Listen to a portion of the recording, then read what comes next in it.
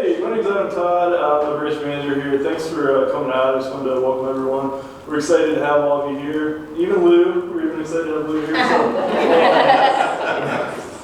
So anyway, thanks for coming out. This is a great program that Kathy and her team put together, so we're glad to have you. I just wanted to talk to you real quick about a few things coming up. If you're interested in book discussions, I put some flyers back here. We have a few coming up on next Monday. Well, I better not talk about this one, since this is a direct competition with yours, I forgot.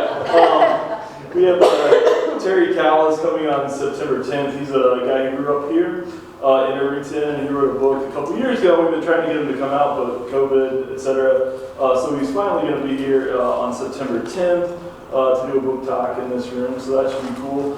And then also, if you're into graphic novels or you know anyone who is, this is a program that doesn't take place here, but it takes place around town. We have a book discussion at different locations around town, sometimes at restaurants and things.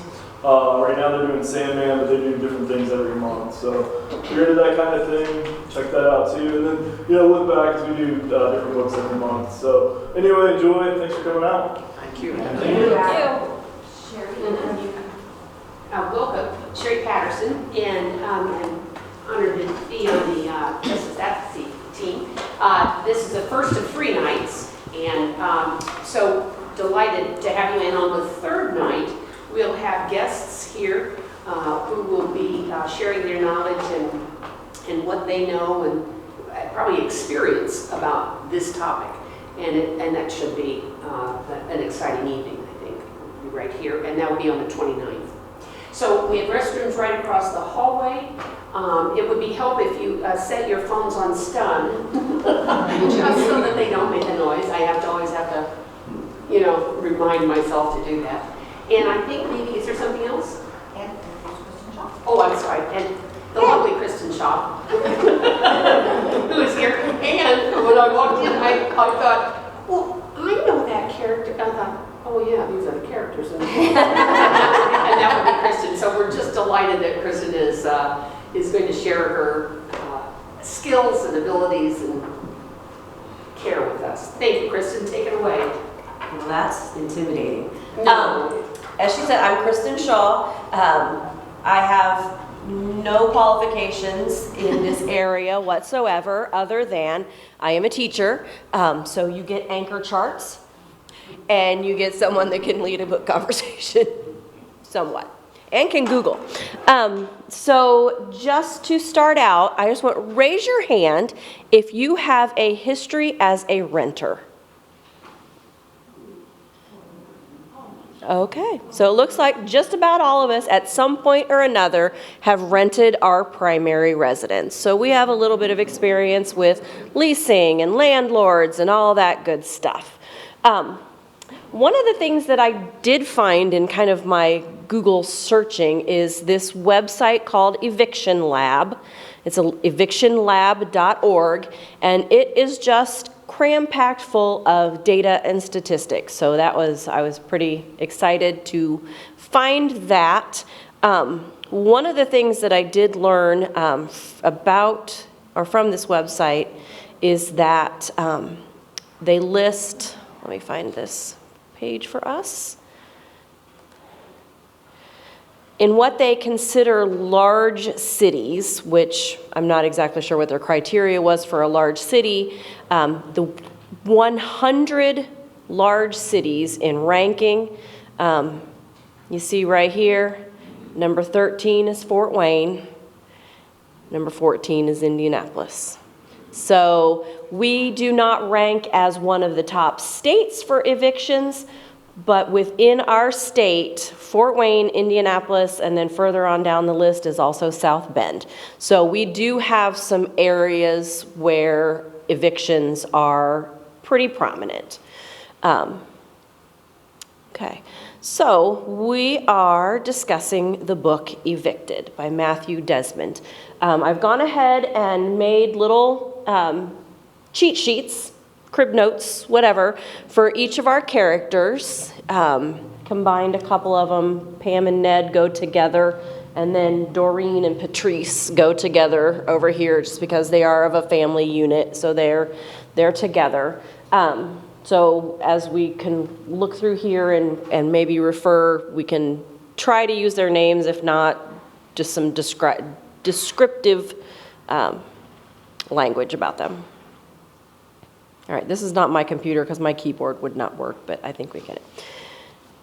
Okay, so one of the first things I wanted to talk about is that many people have very codified perceptions or preconceived notions of people who get evicted, those people, and suspect that those people are largely responsible through bad decision-making on their own part for their own circumstances. So, in other words, whatever situation they find themselves in, they deserve it because they did something.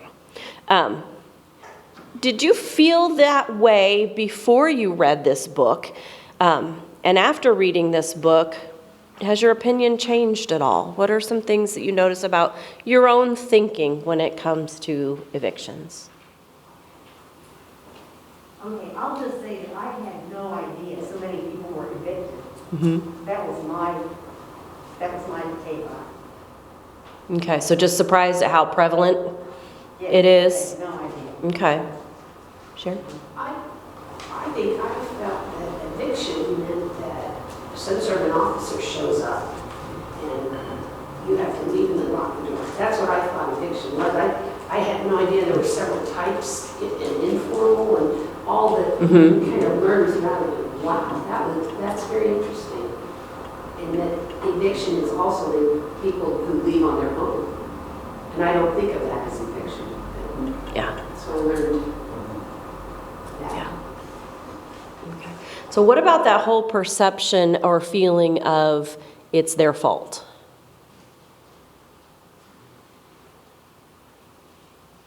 Anybody have any? I mean, I didn't think it was in my mind as the rule, but I did see it as probably a majority. And then looking at the individual stories, seeing some of the intersections, especially with Scott and addiction, or abuse, like the intersections of larger issues. I hadn't developed eviction and housing into that process. yeah. I think that kind of like any social justice topic, my thoughts on it have evolved over time. It's gone from, well, I rented an apartment and I was paid my rent on time and not being quite so self-centered in my thing, and how the world doesn't revolve around me necessarily, maybe sometimes. But, being able to look with a wider scope. I'm not used to being microphoned. So, yeah.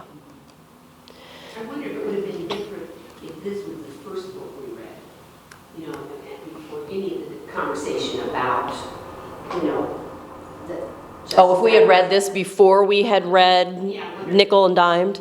Wonder how any of us would have felt differently about that question. Well, and I noticed that I kept thinking back to a lot of her housing situations and just how temporary and transient and where a lot of her situations were forced to be. And a lot of the characters in this book also were forced to be that way.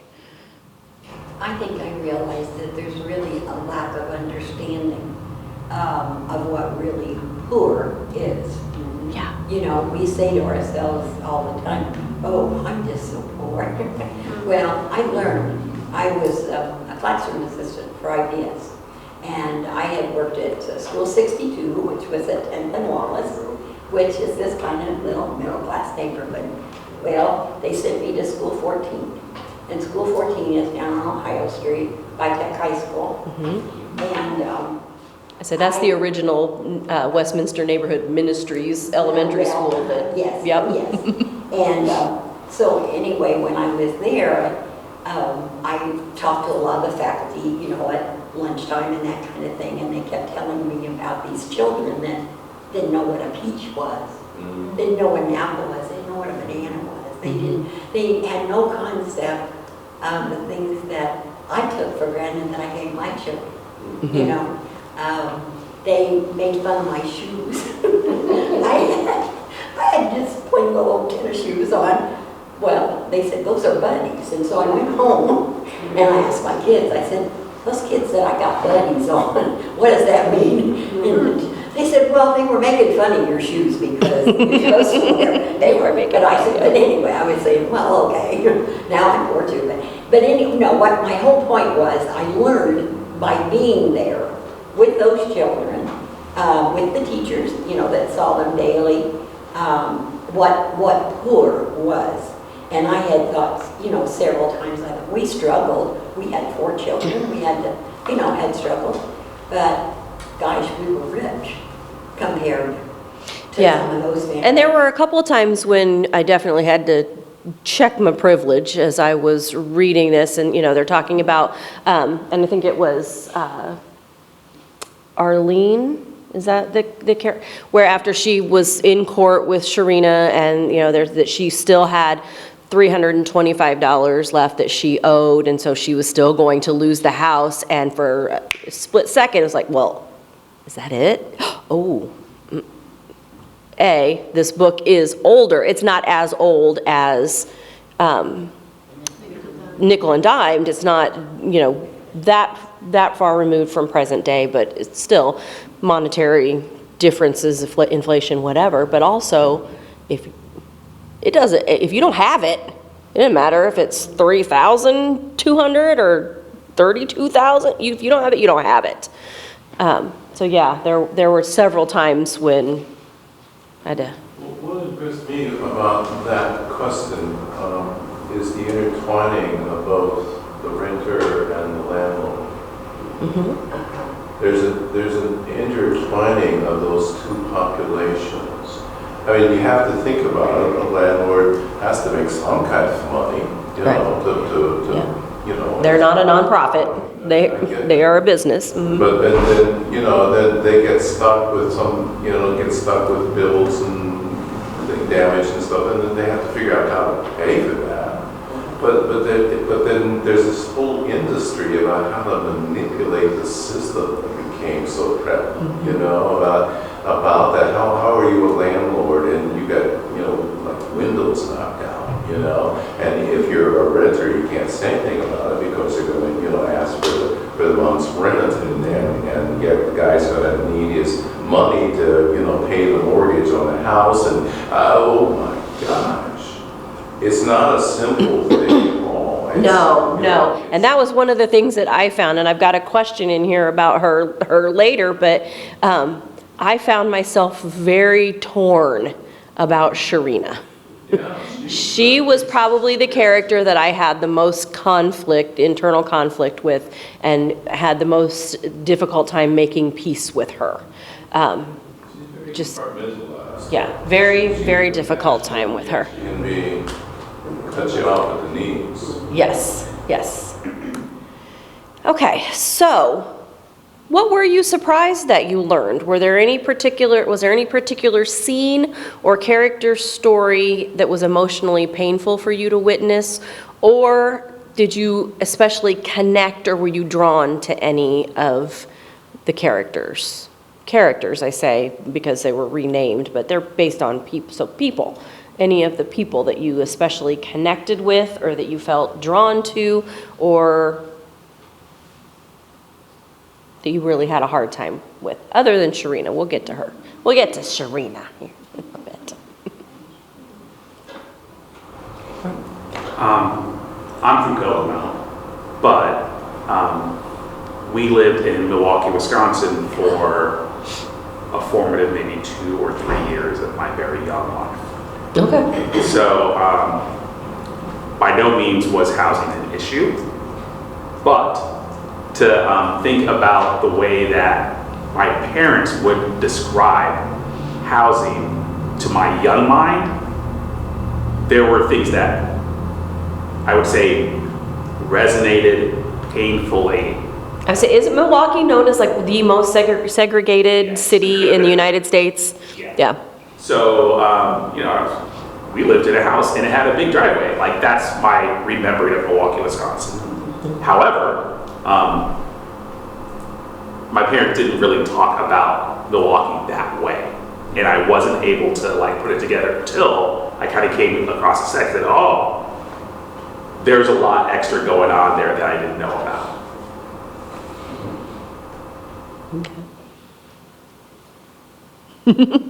So anyone else?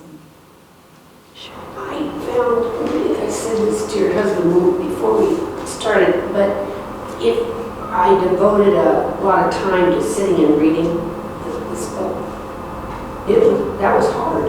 And and I felt bad about that, sort of.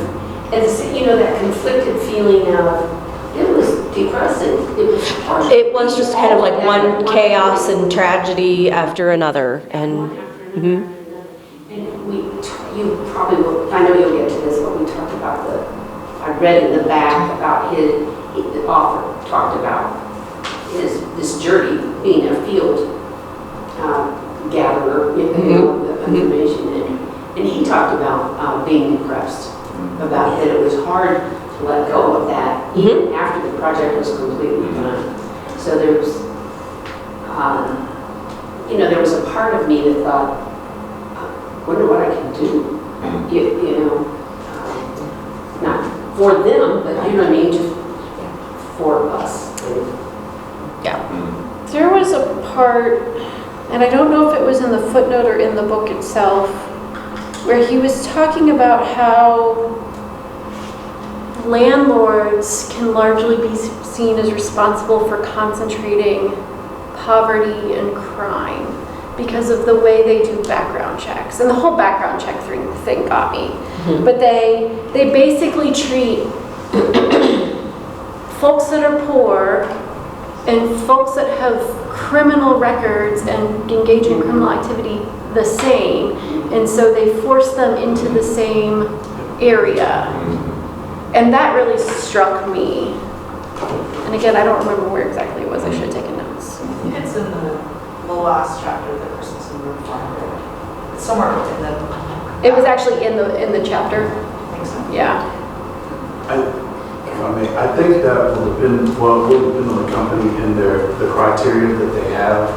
So across the board, if you have a set criteria, it doesn't matter who is applying, and that also gets into fair housing. So if they're having proper audits done of their files and inspections done, there's multiple agencies that will come and inspect your tenant files and your procedures, and there's management certifications that have to be documented and all that, depending on the program that the property operates under. But if there's a set criteria, that should be eliminated, particularly if there are annual or biannual inspections done and reviews and audits, very detailed audits on the criteria itself. So. Yeah, but it was the chapter where Sharina went to the landlord seminar. And they were talking about how they didn't have criteria because they aren't like trying to get vouchers and stuff. They're just like finding people. And the other thing that struck me about that was definitely in the footnote, the guy talked about like his criteria, and if it's like, if the woman has the same if it's a single mother and she has the same last name as both her parents, or if she lists both her parents, then he assumes that she's single. He doesn't look any further. If she has the same last name as her mother, he assumes that she's a single mother from a single mother, and therefore he will not rent to her, which is funny because I have the same last name as my mother and I am not a single mother.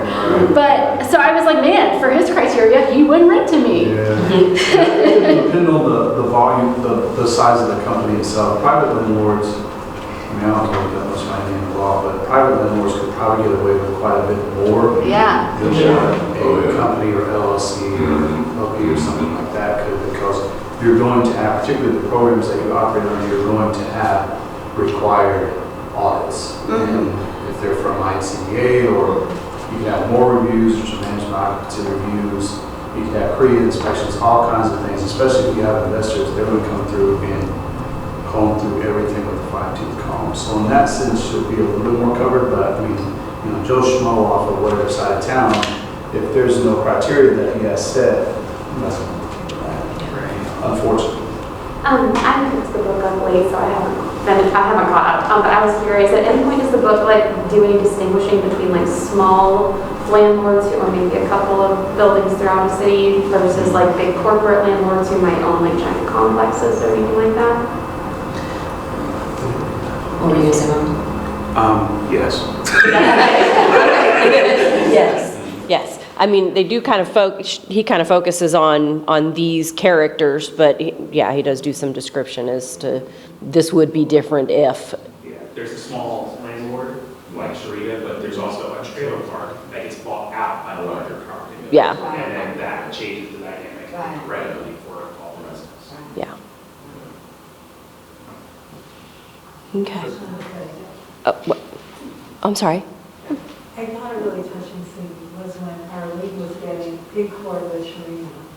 And she gets evicted, and she tells her Merry Christmas. And it just illustrates how submissive. Well, she took her home. I mean, she was her ride home. I know. And I mean, the submissive sort of position people are put in when they're just like, they're kind of screwed, you know, and they have to put up with anything. But if I remember correctly, Sharina spent part of that ride home talking about, you just don't understand how hard I've got it. Talking to the woman she's getting ready to put out on the street in a couple days. Yeah. I was just going to say, I read this book, it's been about a year and a half, and I did reread it for this series of talks, but it's interesting to kind of think about what do I still really remember so clearly from that time when I read it. And I would say one scene that really stood out to me was in eviction court, and just the constant gaveling, and every drop of the gavel was another person being evicted. I thought it was very effective, and to me it really brought home the magnitude of the problem. And especially when you think about every person that just got evicted, that's on them for the rest of their life. About, the likelihood of being rejected. Once you're evicted once, even if it's not your fault, then that's on you forever. And so I thought just yeah. Once you have that eviction on, like you said, it could be of no fault of your own, and that eviction is on your record. I think what stood out to me was when we were in that last, this was in Room 400, where they were talking about the amount of Black women who were evicted, and I kept thinking, the number is so skewed for women, but then when they mentioned on 98, incarceration has come to define the lives of men in impoverished Black neighborhoods, eviction was shaping the lives of women. So that was the question of like, why are the women on the lease? Why are the women on the lease? And because the men are gone. And that answered that question. Yeah, the men are incarcerated at a large quantity. I teach at Renaissance School, which is Warren Township's alternative school. And so, we have a pretty challenging and interesting group of students that we work with.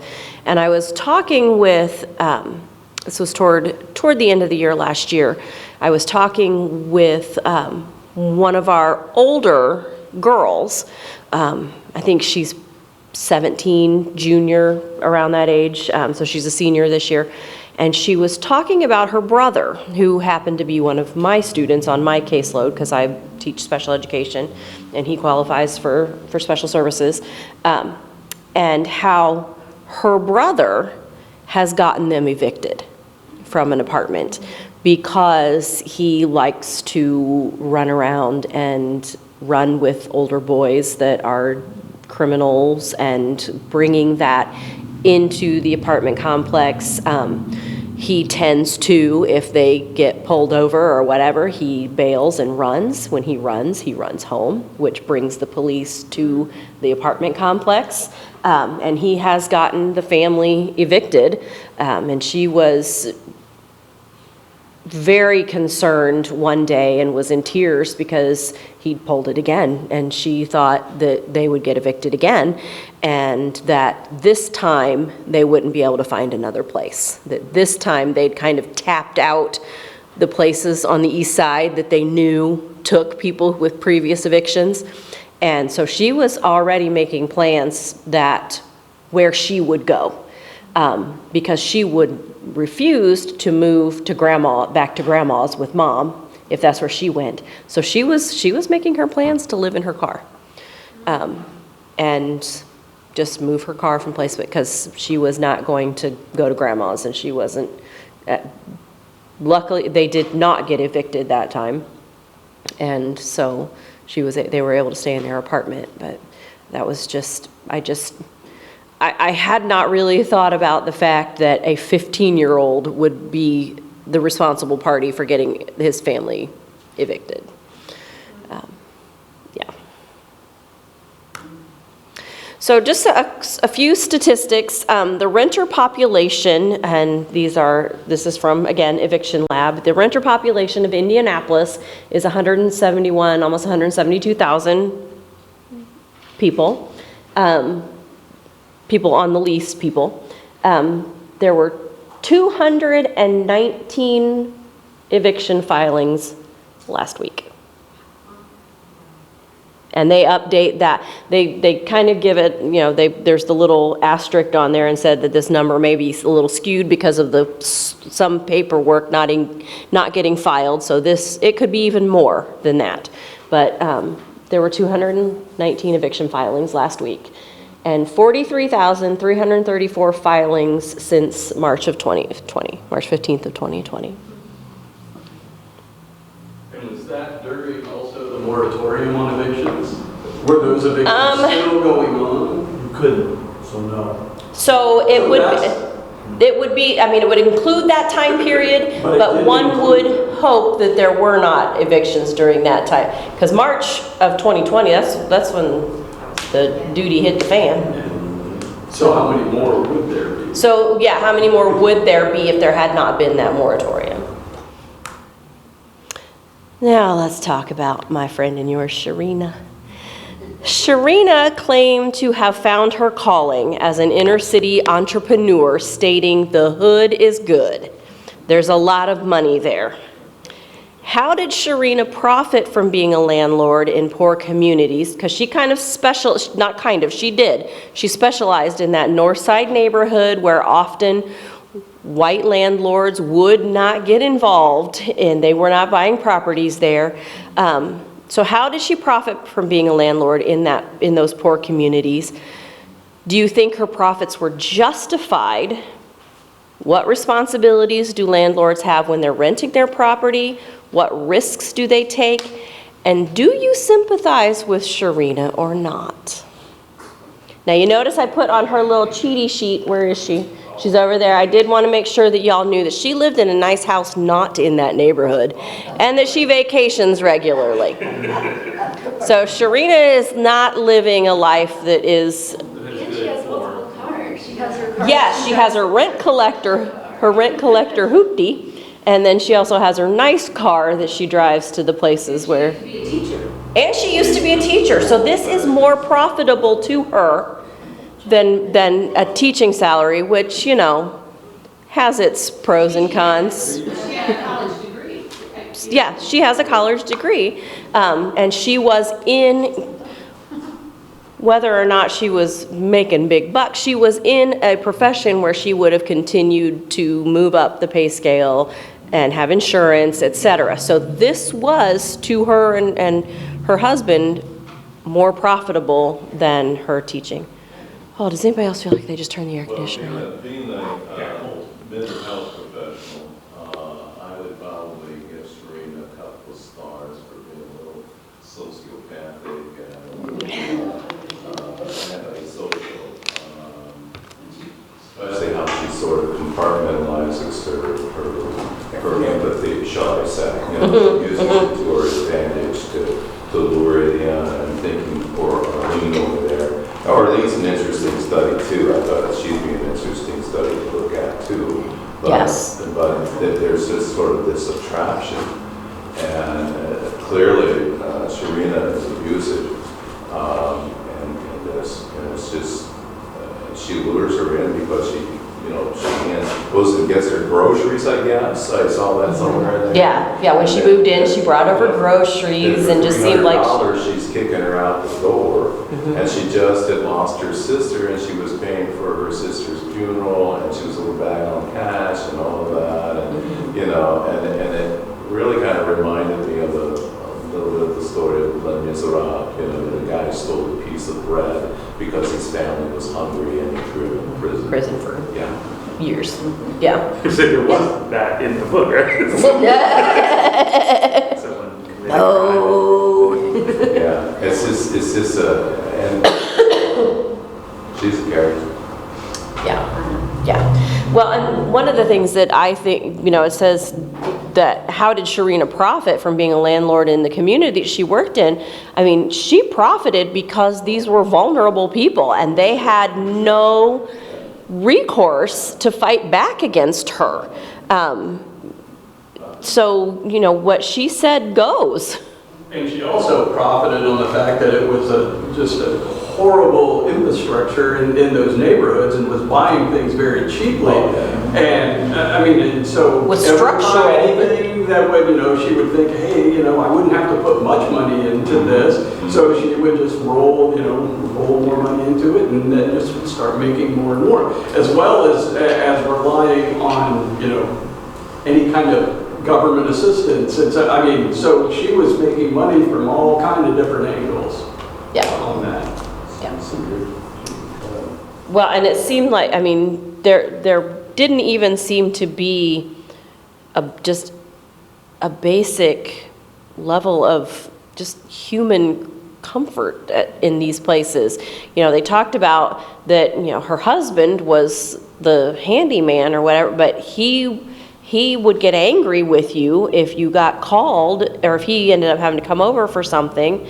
But then on the other hand, you know, but on the other hand, you know, they had people running ramen noodles and grease and whatever down sink drains. And it's like, we had a situation, not a situation because he dealt with it, but our younger son, he finished his freshman year at IU, and they have, in the dorm he was in, had those Jack and Jill bathrooms that went, so he and his roommate and then two guys on the other side of the bathroom shared this little half bath.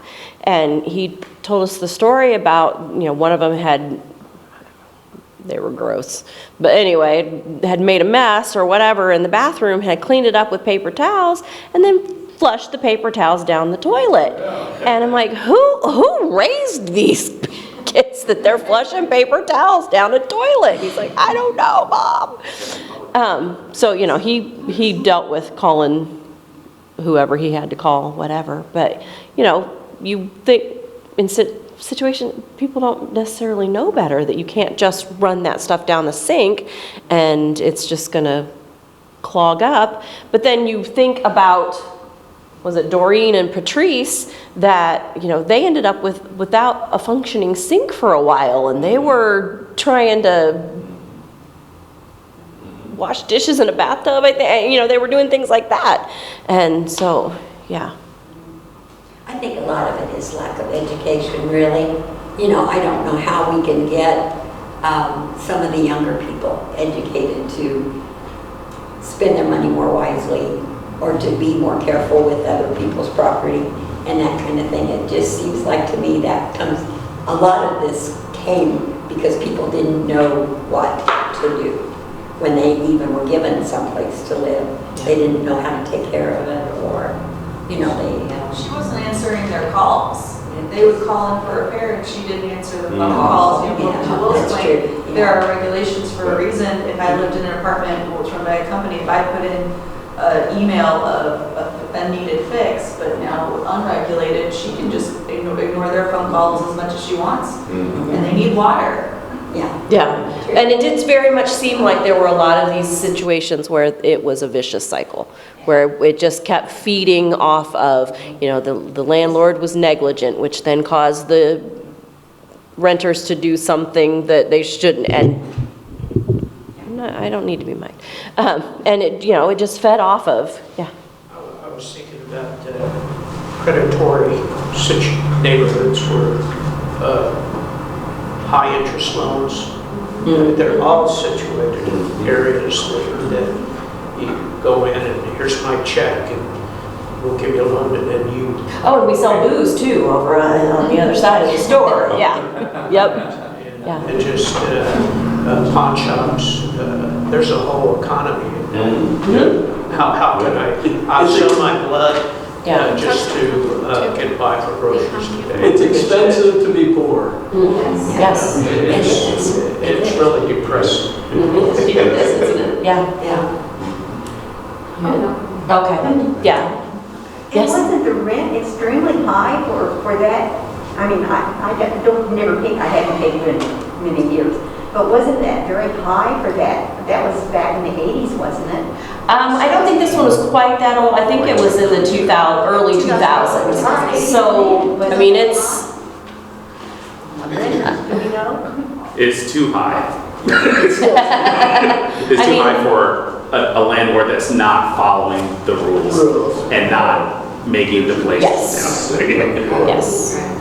I think it was a comparison that in a white neighborhood and in the neighborhoods we're talking about, that the rent was incredibly higher in this black neighborhood than it would have been in the white. There wasn't, well, and Craig sent me a couple articles, I saw one from the Indy Star about Indianapolis, and then one was more of a national thing as far as that rents are just going higher and higher, and when they were talking, that yes, some of the reason is higher cost of living, some of the reason is inflation, some of the reason, but a lot of it boiled down to, why are these landlords charging more? Because they can. Yeah, because they can. Should there be some kind of rent control?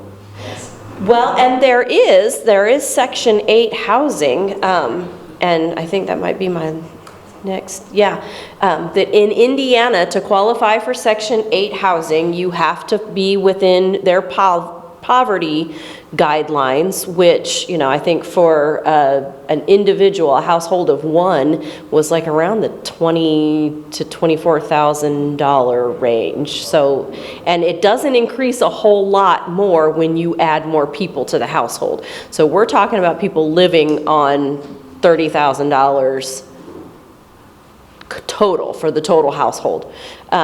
The wait list here in Indiana can exceed 24 months. So you could sign up and qualify, and it's 2 years before you get into any type of subsidized housing. So you're out in that general rental market where you're not able to afford rent, you're running into bad landlords, you're getting evicted, and so you've built an eviction profile, an eviction history, which in some cases can disqualify you for Section 8 housing. So while you're waiting and trying to survive, you've disqualified yourself. The national average is 28 months, and that can be anywhere, the lowest state, and I can't remember now, I think it was like Delaware maybe, yay Bernie, was like more like 9 months, whereas I'm pretty sure it was Alabama, that their wait list is around 5 years. And adding more Section 8 wouldn't necessarily take care of it, because Section 8 is based on like an income qualification, and there are so many people who are priced just above that, who can't afford rent at market price, but don't qualify. They don't qualify. So that's a pretty wide gap. So. Yes. Yeah, it was like my mom told me when we were applying for me to go to college, she's like, we make too much money for you to get any help, but we don't make enough to pay for it. So, and yeah, I think that is the situation in a lot of instances, housing, childcare, a lot of things where you make enough that you're not poor enough, but you're definitely poor. So eligible Indiana residents only pay a maximum of 30 to 40% of their adjusted monthly income on rent, and the voucher covers the rest if they can find it. Why is the wait list so long? Why 24 months? I would say it's probably so long because there are a number of people on it. It's probably so long because of bureaucracy and the fact that every office, they're short-chained or short-staffed or whatever, and so you have a few people trying to do a lot of people's work, and it just doesn't move very fast. I would assume there's just a shortage of housing that accepts that also. Part of it. I mean, you know, we're all talking about this, but I think to me, listening to this conversation is, am I willing to have an apartment building that has Section 8 next door to where I live? And a lot of people find that, and so you have to look back on yourself and say, oh, it's terrible, there's no housing for folks that qualify for Section 8, but I don't want it in my backyard. Well, I mean, that's a conflict there of, you know, people need safe, affordable housing. I mean, and we're One of our speakers coming in 2 weeks, we heard him talk about this. Right. Down Avenue Christian Church. Sure, right. About the fact that people with privilege don't want this In their neighborhood. in their neighborhood. Right. Exactly. And that's a hard thing, I mean, that's a hard thing to come to terms with, just personally. Yeah. Well, and when you're talking about Section 8 vouchers, they can take those to any neighborhood, and that's the whole point of Section 8 vouchers, is so that people with the voucher can go and find any apartment they want anywhere. But not all landlords accept them for various reasons, or they don't qualify. We had an apartment across the street from us who was Section 8, had Section 8 families in it, and the landlord decided he didn't want Section 8 families anymore, and so he stopped maintaining his apartment, and he lost the ability to accept Section 8 vouchers. Intentionally. Intentionally. And then on top of that, It wasn't Tom.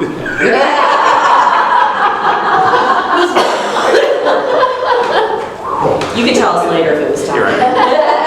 and on top of that, the whole, you know, the question of Section 8, you know, in Indianapolis and in a lot of other big cities, you have gentrification going on, where previously these multifamily homes, you know, Section 8 or not, they were affordable rent for people. Now we move those houses. Oh, the real estate market's hot, so we convert those houses back into single-family homes and sell them for $500,000. And then the neighborhoods start to change, and so then it forces the people out into more and more, you know, ghettoized areas. And so that's what we're getting, you know, that not in my backyard. I think of the Heron Morton neighborhood when I think of that. Sure. That, you know, it used to be 20, 25 years ago, a house in that, you could get a house in that neighborhood for $30,000, $35,000. Now you can't even, you can't touch them for $250,000. Rent for a year for. Yeah. One of the drawbacks though to Section 8 housing is it's not guaranteed. So it's probably truly about 20% of the landlord and 80% of the tenant. Because if the tenant doesn't report any income changes, if they move, if they originally moved in the household with a boyfriend or girlfriend, that girlfriend moves out, they don't report it, Section 8 finds out, they'll drop them off.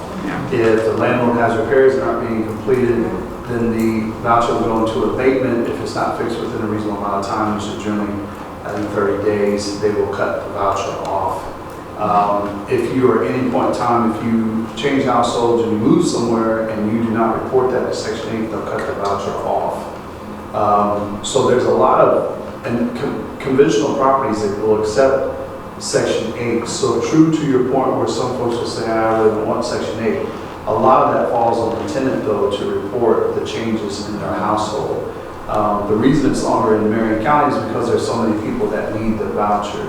But it is accepted inside, you know, even some Northside conventional properties, nice properties, accept Section 8. There's just so much paperwork and confusion that comes behind that. So it makes a little bit of a difference. Sounds like it'd be kind of hard for a tenant to do it if they're already behind on payments, if they're having a hard time. Yeah, well, Section 8 really won't, they're not going to truly look at your credit. I mean, they won't. They're not concerned with that. They're just looking at your income and kind of the condition of your overall household. But it is a lot on the tenant to report what's going on inside their own household, because otherwise they will lose that, they'll lose the voucher. And if, like I said, if the landlord's not making a repair and they come out and do the inspection, they'll give you amount of time. They send that letter to the landlord and then to the tenant. So the tenant and the landlord get it. And then if you do not repair that within a certain amount of time, it's called abatement, which they'll say basically, we're going to stop paying it. It's between you and the landlord. If the landlord doesn't fix it, you're off the program. It's no longer us. Which is not helpful. That's terrible.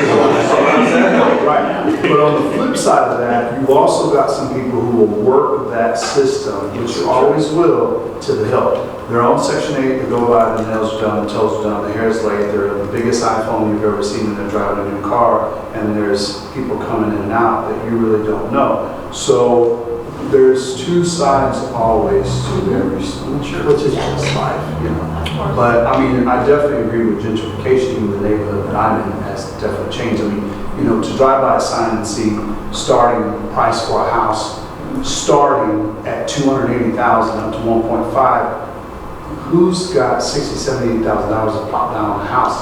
I mean, you have to be in a totally different income bracket. You are not going to be able to afford that home. And right now, Craig and I don't think we could afford our house anymore. Well, yeah, exactly. And right now in Indianapolis, you know, to get a nice house, well, I mean, not a nice house, but one you may be able to afford, even making $60,000 to $89,000 a year, you're going to, not even, I used to say we can go to Avon, Brownsburg, Plainfield. Not anymore. So truly, you're going either far east or south. And even if you get around the Greenfield area, it's not the case anymore. So people are trapped and they want to own homes, they just can't afford it. Well, you know, we were talking about apartment complex. There was one across from my school on the west side. And I worked there for, I don't know, 11 years or more. And at some point in my tenure, that apartment complex just became so difficult to deal with because of the violence. And people were shot in the parking lot. You know, I mean, these are right across from my school. And so what happened was our school officials and our police persons, brought pressure to bear on the landlord. You got to do something here. This is ridiculous, you know, that kind of thing. And then slowly but surely, the problems stopped. But it was that people running in and out who really don't live there, people who are maybe staying and maybe not, you know, that causing the issues. And it really doesn't have anything to do with a hole in your window. It has a lot to do with who's there and what are they doing there, you know. And it's up to the adults to say, look, you're jeopardizing my housing. Don't come back. Yeah, you know, that's right. The landlord should not have to get involved to tell an adult, hey, this guy or this girl has 7 felonies and they're hanging out while you're at work with your kids. Why are they here? They're serving no purpose for you. You need to get them out. So that's it. The you landlord are has to do adults, that. That's right. and you have to make the decision on who's coming inside your house. You know, if they're going to jeopardize your housing, the landlord warns you several times. It's written into the lease. Well, sorry, because if the landlord doesn't get control of that, word starts to spread. So the only thing you're going to attract is just. Well, and that's kind of the situation that you saw with the trailer park when it was initially under Tobin's control, that, you know, it had gotten the reputation of being a nuisance property, and they were talking about him losing it and that kind of thing, and yeah. When I worked at Tech, we had a lot of young girls that I would hear discussion in the office that had babies. You know, they were unwed mothers. They had their babies. They're worried about where they could live because they were so afraid, you know, that their babies were going to come to harm because the apartments that they could afford to live in were all dangerous. And I just felt so sorry for them because I couldn't figure out, you know, what are we supposed to, you know, what can you do to help? The girls were trying to do the right thing, right? Take care of their children, right? And they just, I mean, it just, I don't know. It's And you'll also get the mindset of these federal worker system, more kids, more money. You know, you got situations where people are not even working. They're getting kickbacks called surcharge overage. They get paid. You know, the government will kick in a portion of their light bill. They get TANF, and you'll go inside and there's big screen TVs in a 4-bedroom apartment. Why does everybody have a big screen TV? What does the 3-year-old need a big screen TV? You're looking, thinking, I work 70 hours a week and you don't, but you're doing pretty well. So there's a flip side, always. Well, there's always that side. Well, I was a landlord once, and we rented to an airline pilot. We lived on the west side. We bought a brand new house, had it built, and lived there 2.5 years, and decided we didn't like a new house, we wanted an old house. So we came back to the east side with an old house. But anyway, we decided to rent it. We thought, oh, we'll just rent it for a while. So we'll be sure to get a good tenant in there. We hired an airline pilot that was making, and back then it was in the 60s, and I think he was making like $80,000 a year or something. I mean, he was making a really good salary. And so we're thinking, oh, you'll pay the rent on time every month, right? he would call, he had the nerve to call me one time and say, well, the rent's going to be just a little bit late because we had to go to a party and my wife needed a cocktail dress. Well. And I thought, oh, gee, that's what you know. Priorities, and dude. I'm still paying my mortgage payments on this house. There you go. I've got to have my rent, and your wife needs a dress. Well, gee. And so I did then go to FHA on that and talk to them about it because I had an FHA loan, and they said, okay, this man either has women, gambling, or he's drugs. He's doing something extra with all that money. Extracurricular. And so, yes. So it didn't take long to sell the house. But I think to her point though, Shireen, and I mean, this is a business where people are trying to do it, but there's a government-sponsored conspiracy? No, not that. But there is a cycle of allowance that is being perpetuated by itself.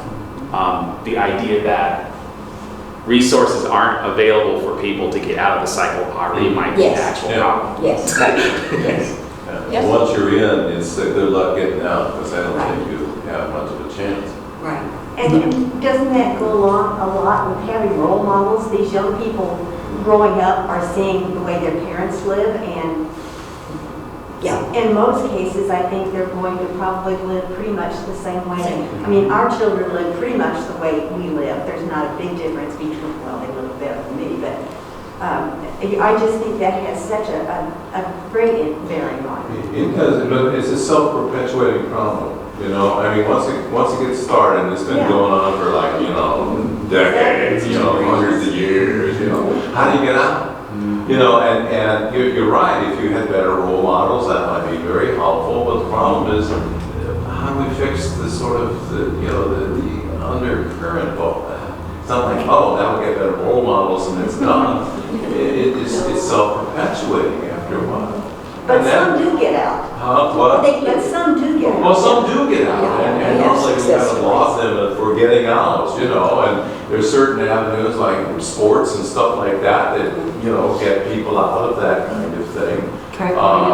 And sometimes people get a leg up. I watched a program on 60 Minutes where a millionaire came in and paid tuition for all the South Side Chicago kids to go to college. Okay, that's a good leg up, but it goes back to the family again. If they have that underlying family dynamic, some will be successful, but some won't be successful in college.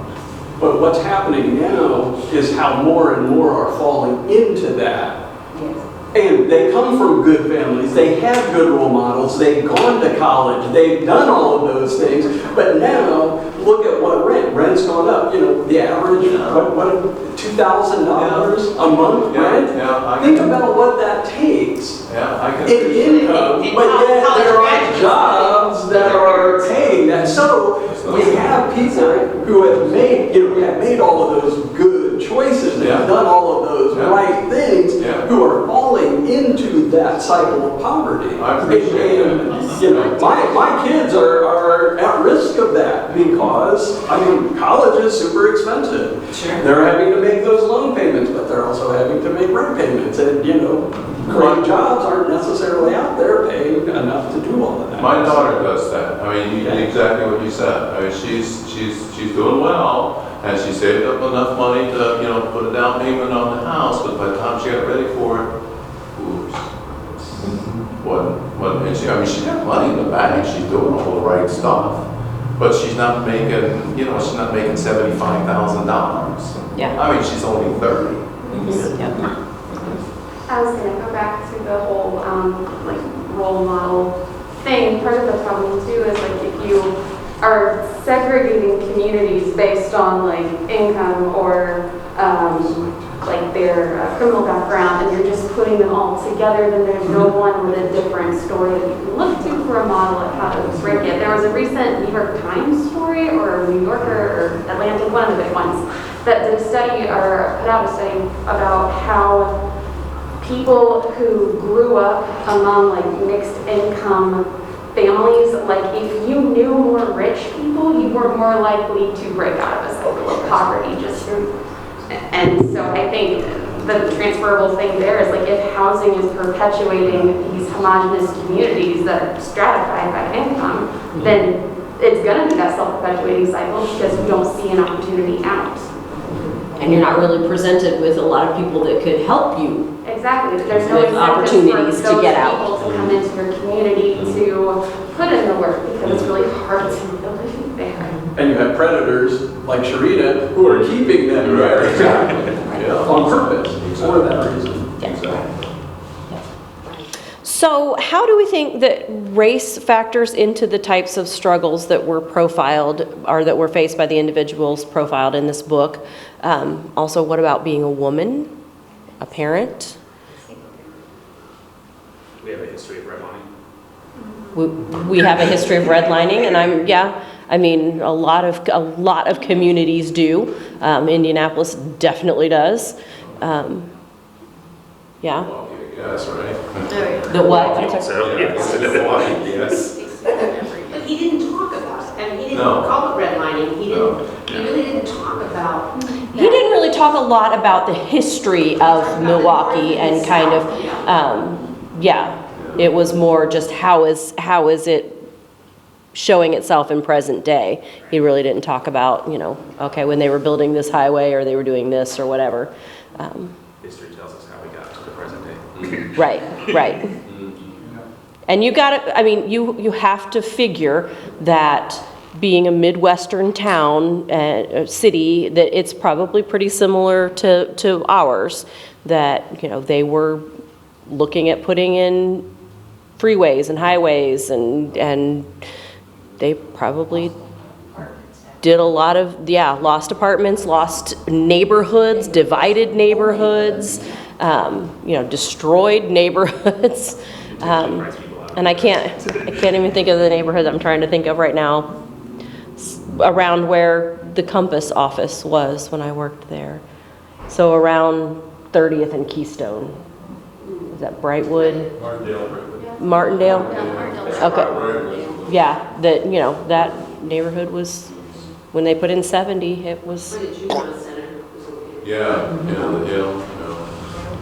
It's not necessarily about redlining, but earlier on, when we talked about policy making, and they mentioned that after the first real work program was signed in after 5 months to the welfare reform, there's no time for data. So somebody gets an idea, we're going to solve this problem by making these people do this thing, and 5 months later, now it's federal law. So those are the policies that are being made without necessarily seeing if they're effective, taking the time to get that data going before all of a sudden it's like, that's a good idea, we're going to do it everywhere. Yeah, 5 months is not enough time to look and see whether or not something made a significant change in someone's life. But it sounds good if your people are going to work their way off of that welfare. Yep. Look at what we did. I think probably when we went back to the question of, who did you connect with, who did you have a hard time with their stories, being a mom and being a teacher, I think the families that had kids, I had a really hard time with their stories. Arlene, just talking about, and I think it's probably true that, you live in substandard housing, you're dealing with mold, you're dealing with infestation of animals and whatever. And so, you do have a lot of these kids with breathing problems and respiratory issues. And, so not only are they dealing with, they can't keep up with their rent and but they've got this sick kid. So this sick kid, are they also not qualifying for medical assistance? Are they also not getting help with prescription medication? How much work are they missing? Which is meaning they're not making, so that one I had a hard time with. There was a program here, and I'm not sure if it still operates. It probably does, but I thought it was really interesting and a good idea. It was basically like a legal medical partnership that would represent tenants. So, like if you have a sick kid, and your kid keeps getting sick, and you keep taking them in, the hospital or the doctor will keep patching them up and sending them home. But they were getting the legal people involved in finding out that, your housing has a real mold issue. So rather than just continuing to beat your head against the wall and send the kid back to substandard housing, they were working on the system to kind of try to solve the problem, not just treat the symptom.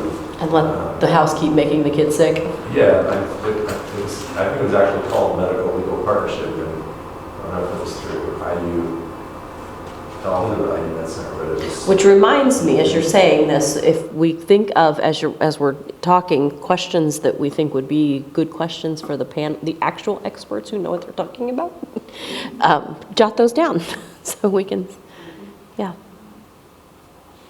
Okay. And we talked about, I think, Craig, you had brought up that, some people, through no fault of their own, end up finding themselves in this unstable housing, in this cycle of poverty, whatever. I think about Scott, that, no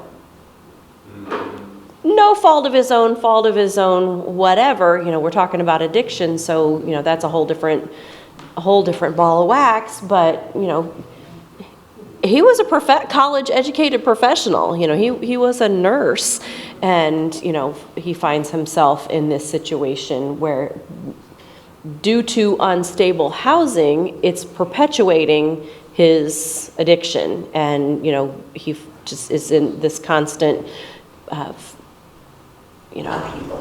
His proximity to the other people who are willing to enable that. Right. I mean, he was just right next door to Pam and Ned, or close.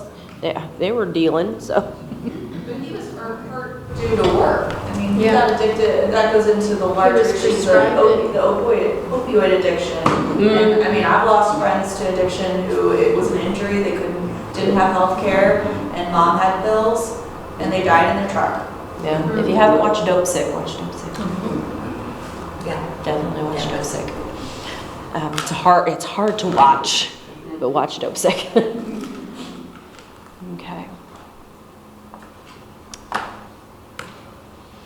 So, although eviction is the central issue in Evicted, affordable housing interacts intimately, and we were just talking about this, with many other social issues. For example, do parents who have trouble finding or providing safe housing for their children deserve to have their children taken away and put in foster care? Because that happens.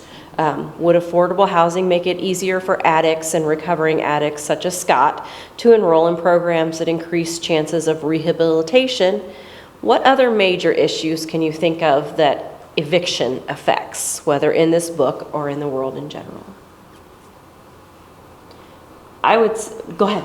I was going to say, I think there's significant research showing that affordable housing or some kind of housing stability greatly improves a substance user's chances of achieving stable recovery and maintaining stable recovery. Through my work, I end up talking to a lot of people who either work with people of substance use disorder or performer or are in recovery themselves, and they all cite housing as a major indicator on whether or not you're going to be successful in your recovery. So that's kind of like, I can only be so fractured in the things that I worry about and the things that and so if this one thing is taken care of and I don't have to worry about it, then I've got more energy, more mental capacity to focus on something else. I saw a movie too where a young woman was trying to get work, and you can't get work if you don't have an address, if you don't have a phone. Well, they just, they don't want you to be homeless and work. So she had a child, of course. And so what was she to do then? Yeah. She would go to a shelter and that she'd be safe for a Were night. you watching Maid? Yeah, that's what I was thinking too. Was it Maid? No, this Okay.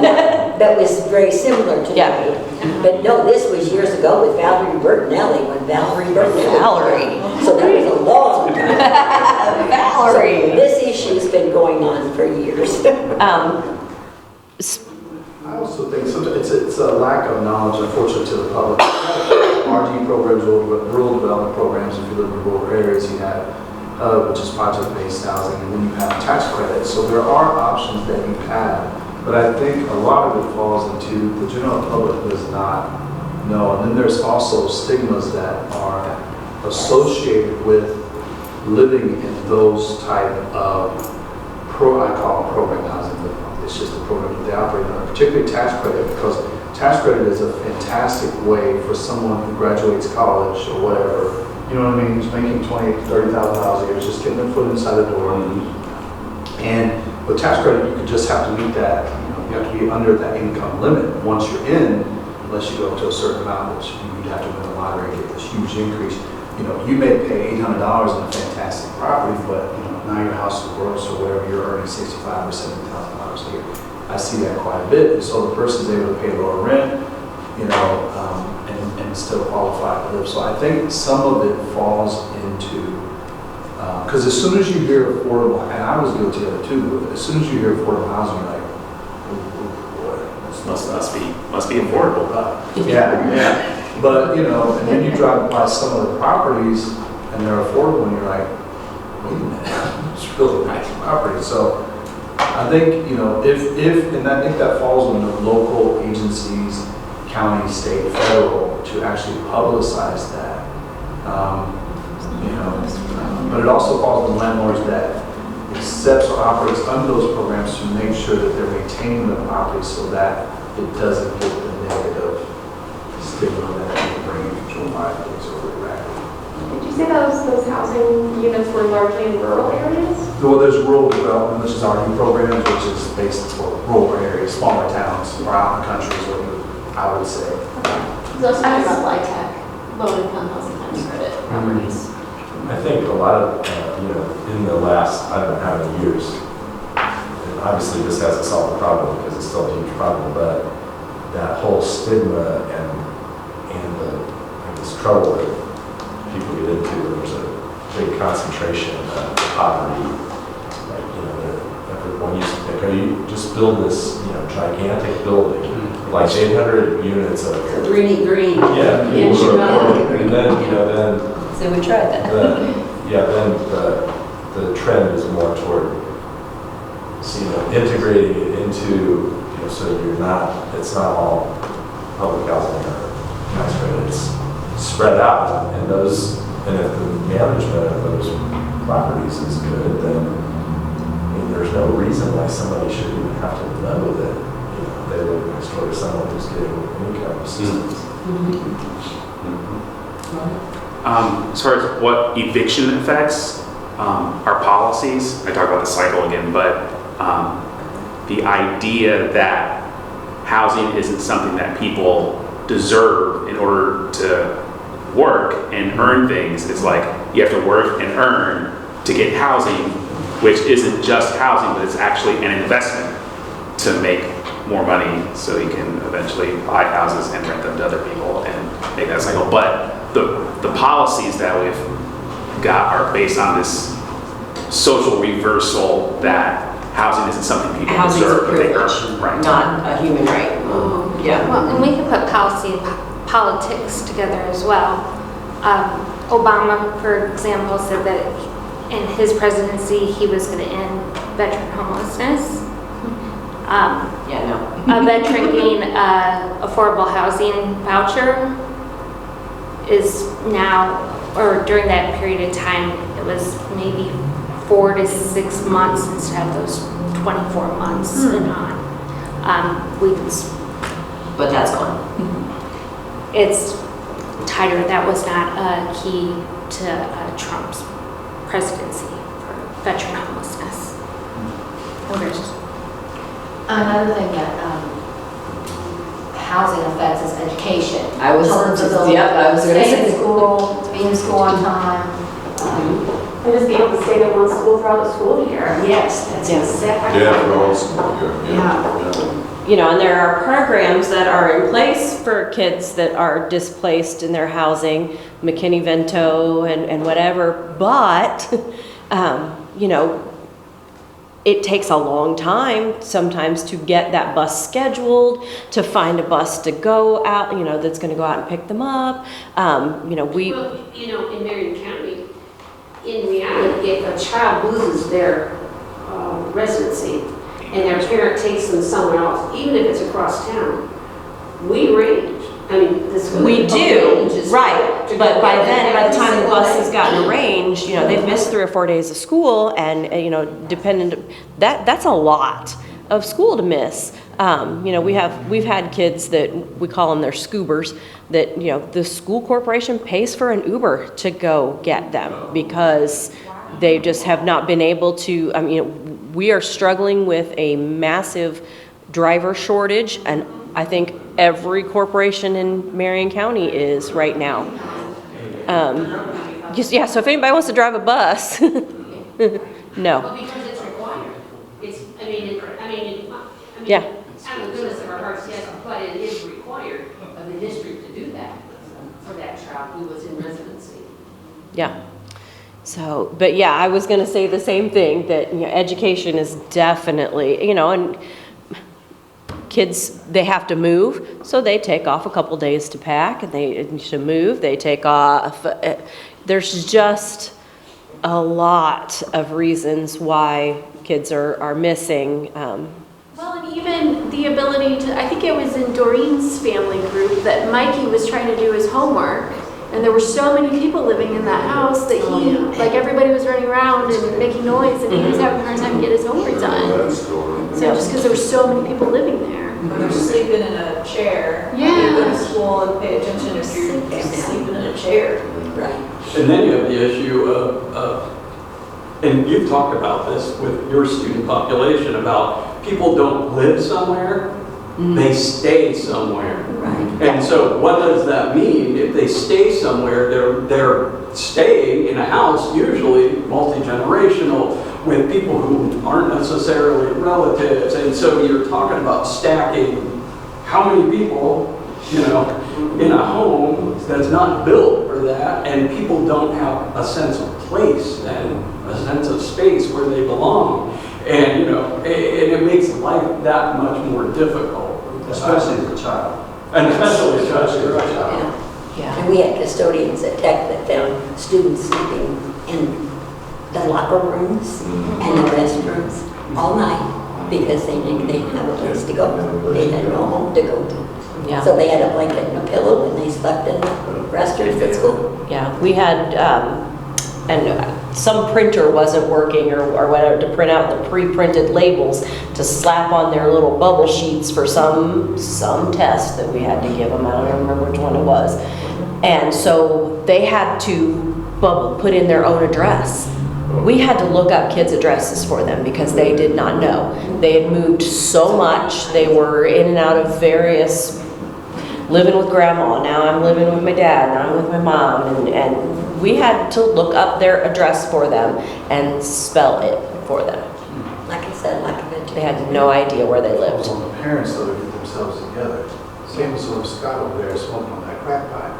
It's up to him to stop doing whatever he's doing in order to not affect his housing. People don't take it seriously. Now, I'm not saying there's no reasons, but, you know, as adults, as a parent, you have to take responsibility for your actions. And if you don't realize the horrible effect it's having on your overall household, unfortunately, you have kids that don't know their addresses and that are sleeping in restrooms because the parents won't get themselves together. I'm not saying it's easy. Well, and I think in a lot of cases, it's just like this tangled up ball of trying to sort out whose responsibility is this, whose role was this, who messed up here, who didn't do this. And after a certain point, willpower is not actually a very huge factor in stopping addiction. It fundamentally alters your brain chemistry, and if you can't get treatment for that, good luck. It's not going to happen. Right. Yeah. Well, and I think the other part too is because we talked about lots of different things, addiction, but also mental and emotional illness. So we have parents who are, poor souls, I mean, struggling with themselves. Now we're expecting them to do all the middle class stuff that we're expecting them to do with their children, and that's being on time and all that business. And then So we have a lot school. of educators or mental health, we read Ruby Payne. Yeah.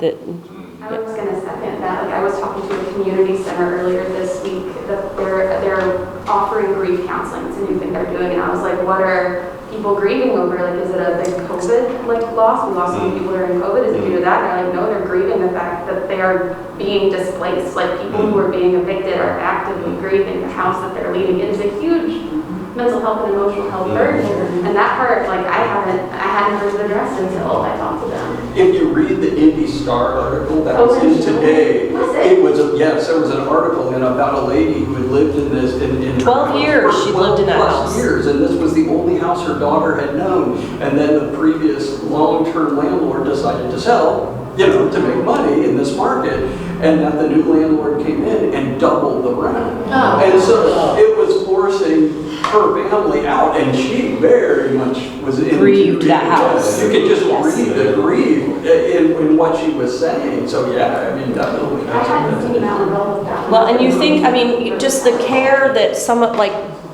was it Doreen, that she painted and, she was decorating this house and, she was trying to make a home for her kids and, yeah. And thinking about the whole grief thing, we're so often, we get tied into eviction in the inner city. And think back to the 80s. I grew up on a farm.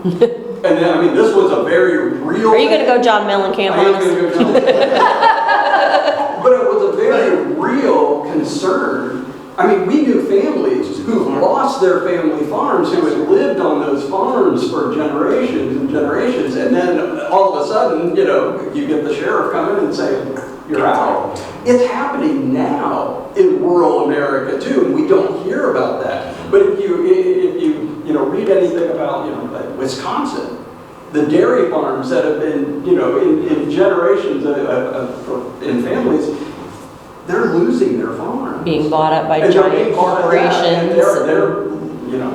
they're losing everything. So there is that grief, in rural America too, as well as inner city America.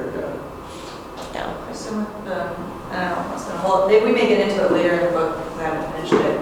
But as far as connecting issues, the assumption that people have transportation in cars. We talked about kids not being able to get to their school if an adult has a job. And one of the characters, humans, missed court because they didn't want to miss their work schedule. And so saying, you have to relocate. If there's not public transportation within a reasonable element, that has an impact as well. They're all compatible. Well, it was saying in there that most of the people don't show up for their eviction notices in court. Because they figure it's a done deal, so why miss work for it? Oh, it's more than that too. At a certain point, I think Indiana has a law that says an eviction is considered served if they just put the paper on the house, and it doesn't matter if the wind blows it away. It doesn't matter if no one actually receives an eviction notice. We're getting summoned from the back window. Because we have to be out of here. We gotta be out of here. Yeah. Okay, so, as always, we could just keep talking, but. Literally.